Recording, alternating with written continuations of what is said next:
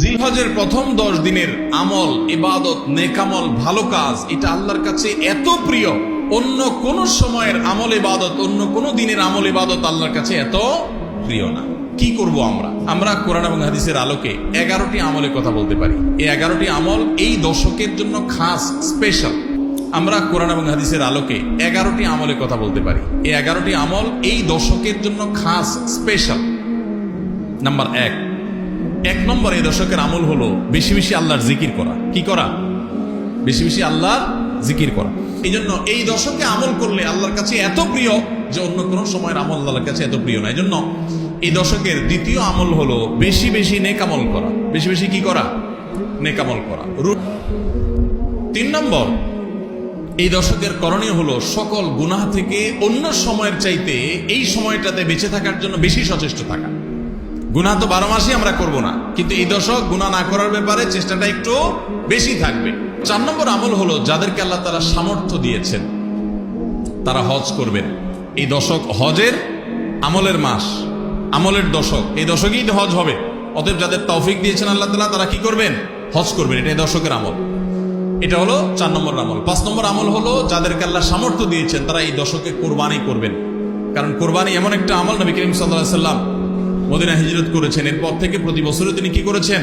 কোরবানি করেছেন। আল্লাহ নির্দেশ করেছেন ফাসাল্লি লিরাব্বিকা ওয়ানহার, তুমি তোমার রবের নির্দেশ পালনার্থে নামাজ আদায় করো এবং কোরবানি করো। এই জন্য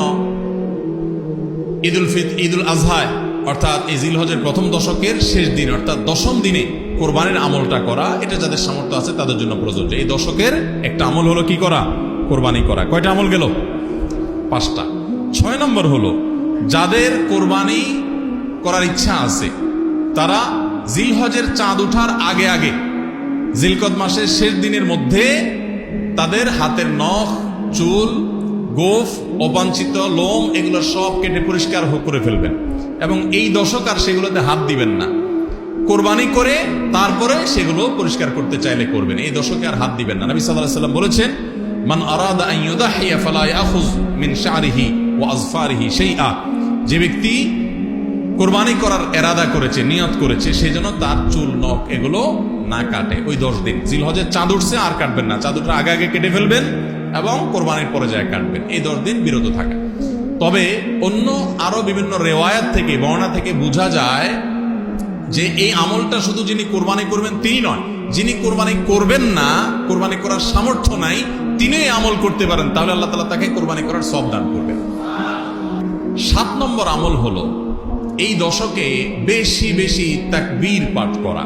এটা তাকবীরে মুতলাক বলা হয়, সাধারণ তাকবীর। আল্লাহু আকবার, আল্লাহু আকবার, লা ইলাহা ইল্লাল্লাহ, আল্লাহু আকবার, আল্লাহু আকবার ওয়ালিল্লাহিল হামদ। 8 নম্বর আমল হলো এই তাকবীর, তাহমিদ, তাহলিলটাই বিশেষভাবে পড়া। 7 নম্বরটা হলো সাধারণভাবে রাত দিন যতক্ষণ পারেন বেশি বেশি পড়বেন, কোনো সময় ফিক্স নাই এবং 10 দিন ফুল। আর 8 নম্বর আমল হলো এই তাকবীরটাই নির্দিষ্ট সময় নির্দিষ্ট দিনগুলোতে বিশেষভাবে পড়া। সাধারণভাবে তো পড়বেনই, আর বিশেষভাবে পড়বেন। বিশেষভাবে কখন? আইয়ামে তাশরিকে। আইয়ামে তাশরিক কাকে বলা হয় ভাই? জিলহজের 9 তারিখ ফজরের পর থেকে নিয়ে জিলহজের 13 তারিখ আসর পর্যন্ত।